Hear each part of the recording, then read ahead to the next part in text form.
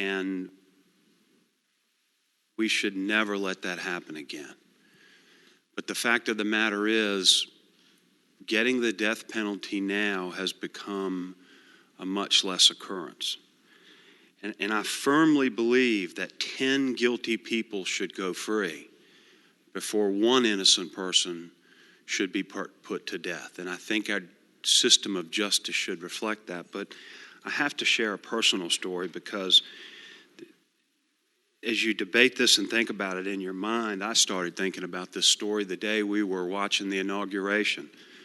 Wonderful, happy event for President Biden and Vice President Harris. And my daughter had a friend, a young Marine. His name was Davis Mosqueda. And Davis was 20 years old, and he was a part of the elite silent drill team for the Marine Corps that's stationed in Washington, D.C.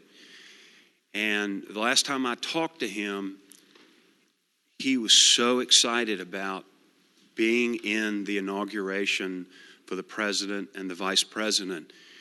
He'd only been in the Marine Corps for 2 years. That's all he'd ever wanted to do.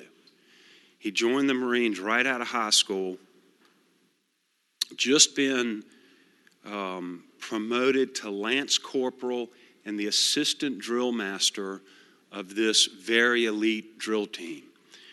In all respects, a model Marine, in all respects, a good boy, never been in any trouble. All he ever wanted to do was serve his country. That's all he ever wanted to do.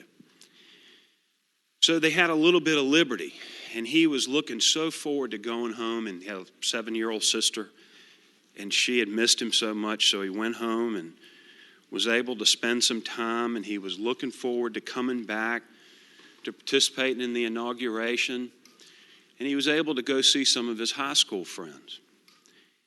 And as they were doing what young people do, there was a friend there who had a boyfriend who did not have a good background, and he was calling her, and I don't know the whole circumstances, but the girl walked out from the group of friends and went outside to talk to the boyfriend and was gone a long time. And this young Marine decided he should go check on her because he knew that they were having some difficulties.